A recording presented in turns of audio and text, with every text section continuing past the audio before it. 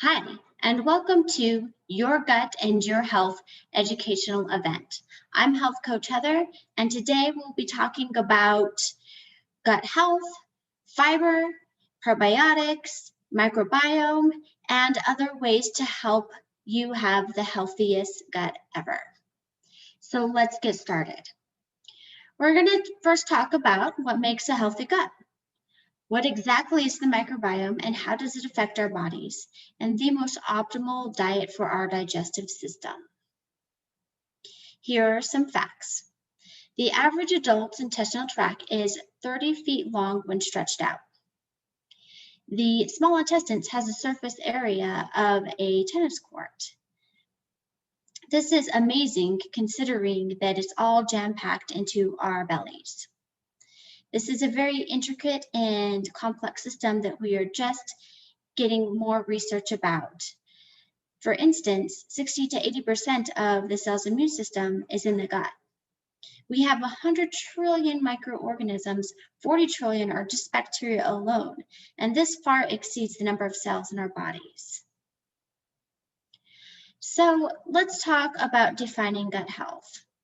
So there's not any very specific test on to determine whether a person has optimal gut health or not.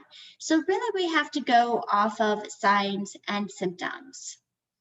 For instance, if you have a very good immune system and you feel well for the most part, then that could mean that your gut is doing fine. If you don't have a lot of digestive illnesses or get foodborne illnesses from food all that often, then that could also mean that your digestive system and your gut health is working well. Now you can get tested to see if you do have normal microbiota in your gut, and that's some new research that's coming out and will be available later on. But really we just have to look at the healthy signs. For instance, your bowel movements. Do you have a frequency time of 1 to 2 bowel movements a day? Does it seem healthy? Are you eating nutritionally healthy foods? When you do eat, are you able to assimilate the food, absorb the food in an efficient manner, meaning that you're feeling energized, you feel a sense of well-being from the food that you just ate rather than feeling maybe nauseous or not well after eating. And then also a healthy sign is abundant and diverse microbiome, which we will get into. So unhealthy signs that maybe your gut and your digestive system aren't working as well as you'd hoped is if you have excessive or chronic bloating. If you have a nutritional deficiency, which you can get tested for. Chronic diarrhea or constipation, or sometimes both. If you notice that you are becoming more sensitive to different types of foods than you have been in the past. And then the emotional component can lead to depression, anxiety, brain fog, forgetfulness, and this all results in the lack of microbiome diversity in the gut. So let's talk about the microbiome and what it is exactly. So it's trillions of microorganisms that's very highly dynamic, it's complex, and these organisms and genetic elements, they coexist. Now, when I talk about organisms, I'm talking about not only bacteria, but fungi, viruses, parasites, and then all of the genetic elements within our bodies. So for the most part, if we have a balanced microbiome, then we have a strong immune system. We can coexist with our environment a lot better. So let's take a look at that. The microbiome is also about our environment as well, and it's a newer field. It's not completely understood just yet, but we do know that how we eat and what we expose ourselves to play a huge role. And that includes the water that we drink, whether we're getting sufficient sun, whether we're going outside in clean, fresh air, our toxic and chemical exposures. So some of this is new research. It still remains unclear about the coexistence of all of it and how it affects our body, but we are greatly understanding about diet and how it plays a huge role in our gut health. So let's talk about this for a minute. We already know that having a diet in fruits and vegetables is very healthy for us. As it turns out, the bugs in our gut also love the very different types of fibers and that we get from fruits and vegetables, as well as whole grains. So this is what the gut loves. And what we notice is there is either a microbiota symbiosis, which means that our digestive system is working well, we feel really healthy, for the most part, things are going good. And then we can have a gut dysbiosis, and that can be when we're eating too many processed foods, too much sugar, too many packaged foods, whether we're under a lot of stress, whether we're exposed to a little bit too much chemical exposure, for instance, getting new carpet in the house and not opening the windows to air out some of those chemical exposures. So all of that plays a role in the diversity of our gut microbiome. And food is a huge one. So we're going to specifically talk about fiber because it really is the fiber in the foods that we're eating that make a big difference. We're going to talk about different types of fiber and why it's necessary to be eating these fibers. So within carbohydrates, when we talk about whole foods, so a carbohydrate is plant-based foods.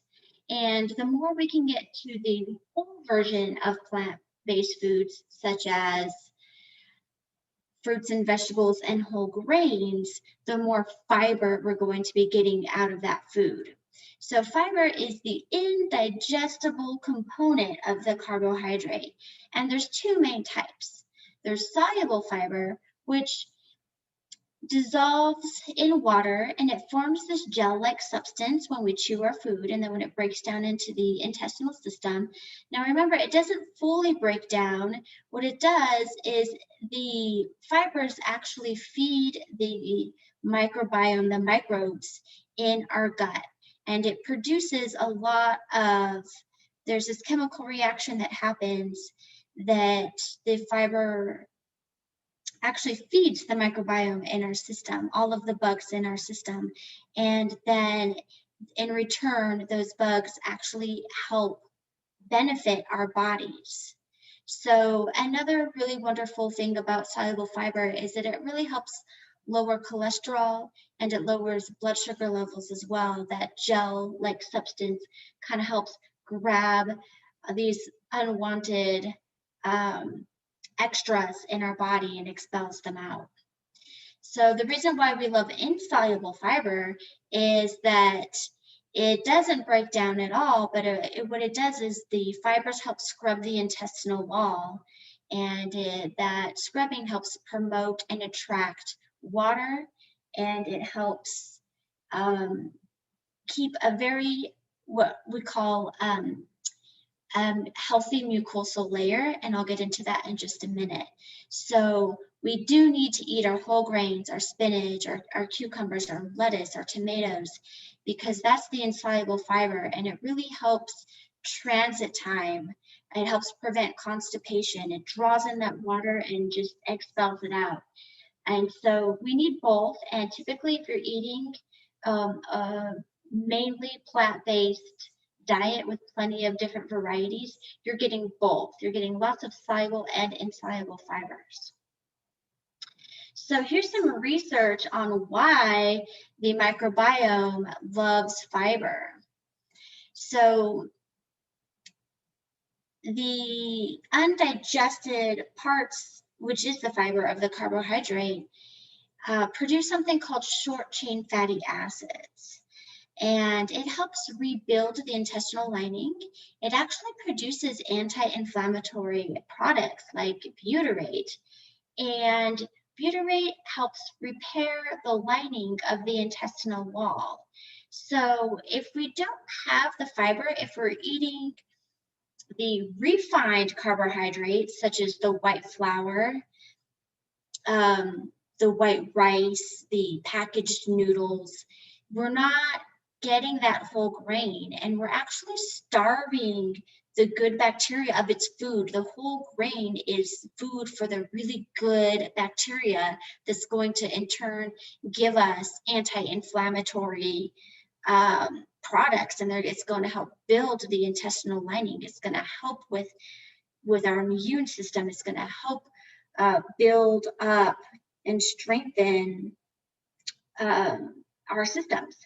So if we don't have that, then it allows the not so great bugs, because we have both, we have good and we have bad bugs, the bad bugs will start to overtake and overrun the system, and that can lead to dysbiosis, which we were talking about before, and that can lead to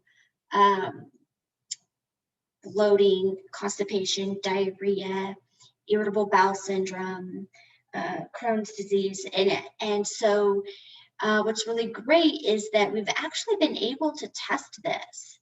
So let's go into the next slide.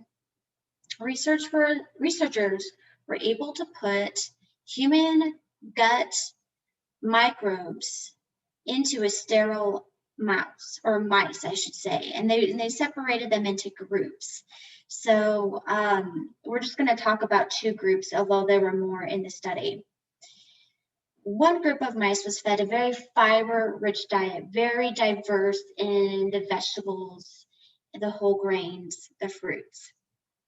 And if you can see here, what we're looking at with this fiber-rich title, that picture below has the green bugs are the fiber degrading microbiota. The pink bugs are sort of like more of the bad bugs, and then the yellow bugs are the mucosal pathogens. So those aren't the very good ones either. But you can see that they're coexisting together in a very normal way with this fiber-rich diet. Now that pink layer that you see, that's the mucosal layer that I was previously talking about. And it's very thick, it's very healthy, and it's protecting those gray columns, if you will, and that's the intestinal lining. And those little black protrusions, finger-like protrusions that are coming out of those gray columns, that's the microvilli. And you can see that maybe a pathogen or two has gotten in there just because of the society that we live in, the culture that we live in, has a lot of toxic chemicals, but it's contained. So if you look over to the right, the fiber-free title, then you can see that there wasn't enough fiber for the good bacteria to keep the bad bacteria in check. So the good bacteria starved essentially, and the bad bacteria ate the mucosal lining. It ate sort of that nice healthy layer, and actually started to degrade the microvilli and the actual intestinal wall itself. And the bad bugs, as you can see, have sort of overrun, they've overtaken everything. And this is where we get into that gut dysbiosis. That's when we get into trouble and we have symptoms. So how do we help this process? Like, say you're like, wow, I might have, I do have some intestinal dysbiosis. I do have bloating. I do get sick after meals. I do tend to get those foodborne illnesses when my friends don't, or something like that. We can reverse this, which is what's so beautiful about our bodies. We can add back in the food to help the good bacteria proliferate. So there are specific types of food that the bacteria like more than others, and it's called prebiotics. So there's prebiotics in fiber, not all fiber. Not all vegetables and fruits have prebiotics, but many of them do. So here's a picture of bananas. Bananas do have prebiotics, especially if they're more green. They're on the more starchier side. Asparagus is also another really good probiotic. So these are found mainly naturally in foods. Most prebiotics are dietary fibers. Not all dietary fibers have prebiotics, but again, if you're eating a diverse amount of plant-based foods, you're going to get it in your system. So here are some sources of prebiotics. We have some green tea that's in the middle. Right underneath the green tea are something called Jerusalem artichokes. Now, we don't really get them here in Arizona as much. I've seen them in one grocery store, and you hear about Jerusalem artichokes as being a wonderful source of prebiotics, yet I don't really find them in abundance in the grocery stores. So you really just want to make sure that you're having enough diversity. You can go with a prebiotic supplement, and we'll get into that in just a second. There's also this tea out there, it's called Ticino tea, and that has lots of prebiotics within that drink, and it's caffeine free, so it's very easy on the gut lining and easy on the digestive system. Okay, so when you are looking, if you choose to go with a prebiotic product,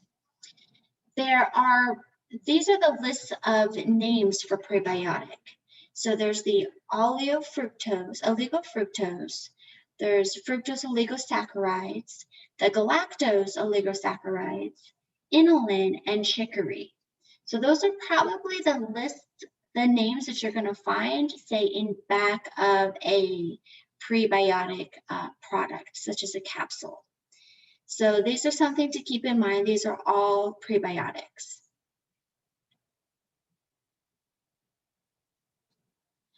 Okay, let's talk about probiotics, which most of you have heard by now. So they are something different. The gut microbes feed off of the fibers, the prebiotics in the fibers. Probiotics, however, is something that's sort of temporary. Probiotics don't really take up a permanent residence, if you will. They are very, very good about helping the digestive system recolonize the good bugs, recolonize and keep in balance all of the microbiomes. They do play a role in increasing immune function after something such as an antibiotic, where the bugs have just been sort of wiped out if you've gotten sick and you need that cleansing. So the probiotics you can take them and they can help rebuild the intestinal system back into order, back into a healthy good bugs versus bad bugs ratio. And there's some research now that is suggesting that probiotics actually play a role in the gut-brain connection, meaning that it does help emotionally. So not only do the probiotics help with rebalancing the gut system, that in return, that gut system that's being rebalanced helps with our mood And that's something that is new that we're researching, but is showing really good promise. So let's talk about how to look for a probiotic. There's lots of probiotic supplements out there in any grocery store that you go to. So this is what you want to look for. The name of the microbes. You look for a genus, a species, and a strain. So we're going to get into that in a little bit.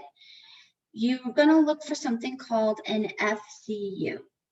So that's called colony forming unit, and that's the number of live active organisms that are in each serving, which brings you to the serving dose. Should be on the package of probiotics that you're looking at.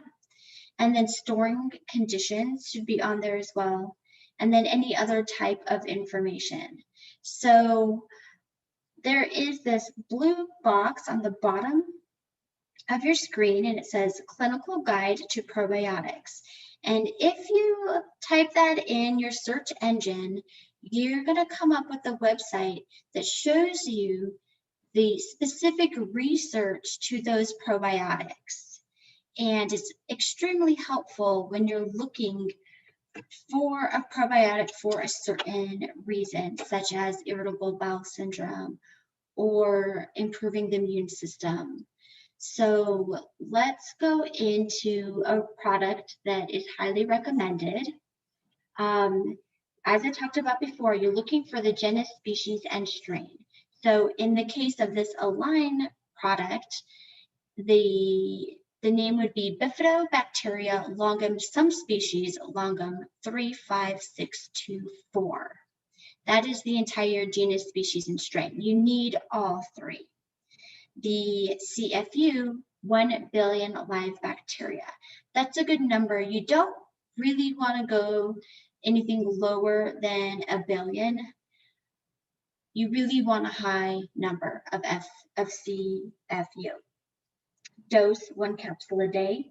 Storage conditions, you can store this at room temperature. And then the other info is that it's gluten-free and that it's soy-free.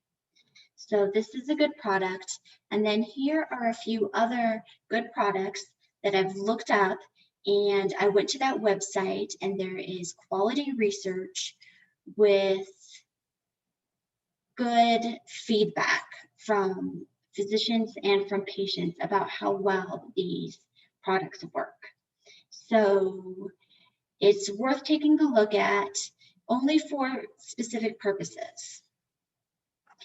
If you are healthy, if you feel healthy, if you haven't been sick and didn't need any antibiotics, and you have very healthy transit time, you probably don't need a probiotic. You might just want to save the probiotic for times where you needed an antibiotic and you need to repopulate your gut microbiota. Here are some food sources of probiotics. Now, these might look a little strange to you. These are what we call lacto-fermented probiotics. Now, these have been around for thousands of years, and this is what, these are from all different types, or many different areas around the world. The most common that we all know about is yogurt. So yogurt does have cultures that produce live bacteria in them.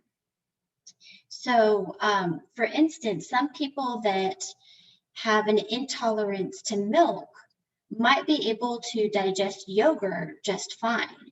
And that's because the microorganisms in that yogurt, in the milk, started to ferment and eat all of the lactose sugar within that milk and start to produce those really healthy probiotics, the bugs, the good bugs, and make it thick into a yogurt.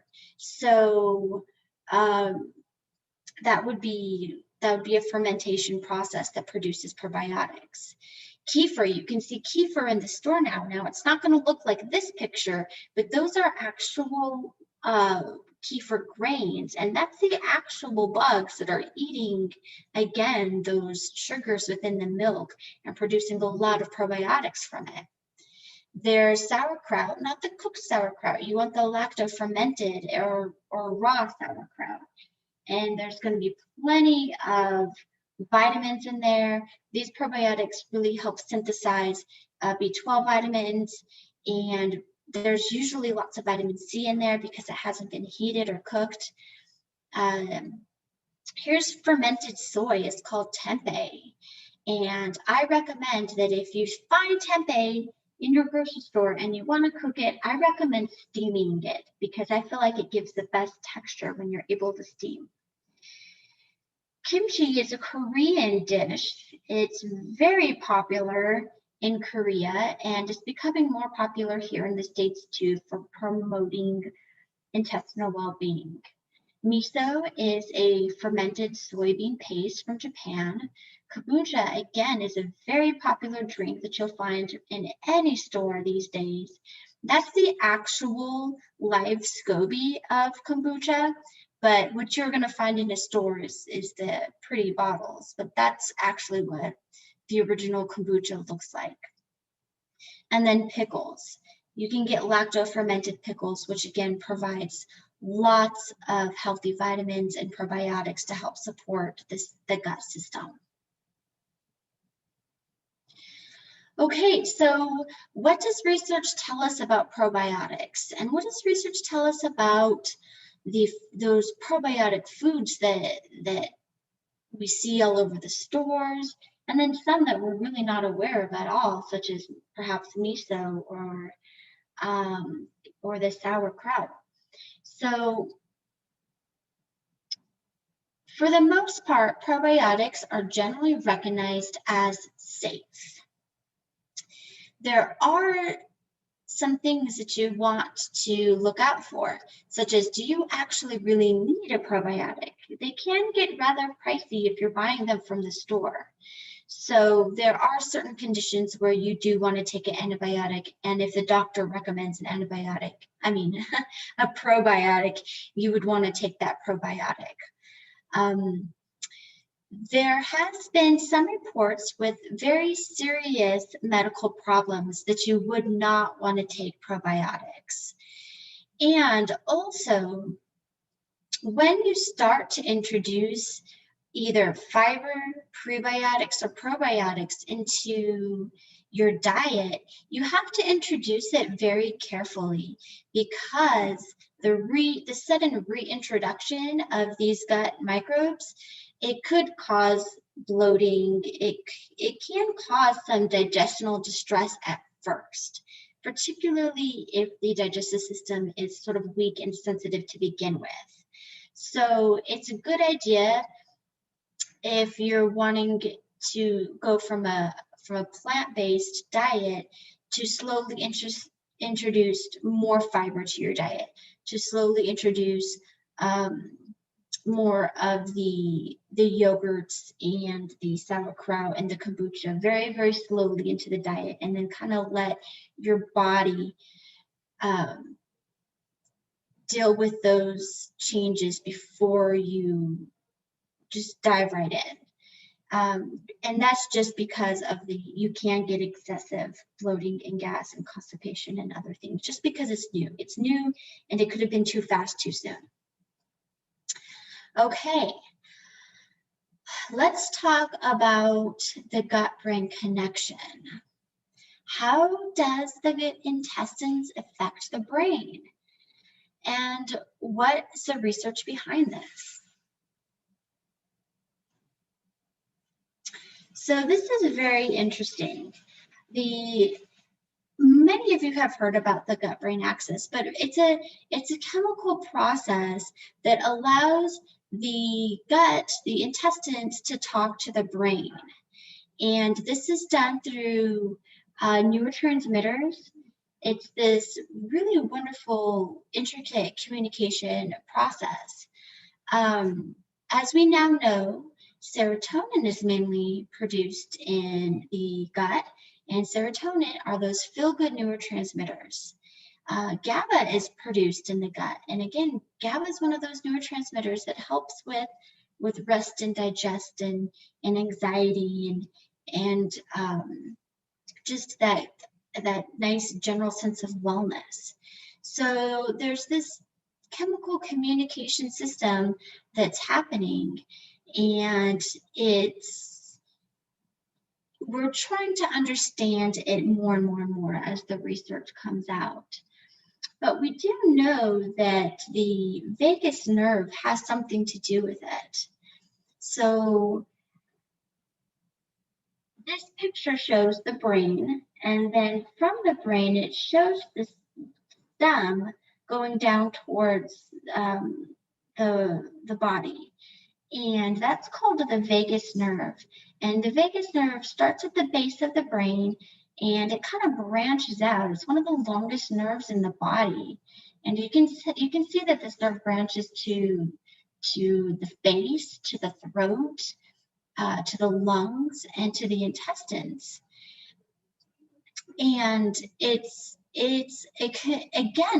another communication pathway. They call it the superhighway, and it sends these chemicals and these signals in both directions at the same time. So we know that there are 1 billion neurons in the human brain, and that there are 500 million neurons that are connected from the gut to the brain. And what's very interesting is that this is more than your spinal cord. We typically think of the spinal cord as like the nerve sensory centers that help keep us, our sensories going and the sensory feedback loops. But now there's more than that. This is one for the stomach to the brain.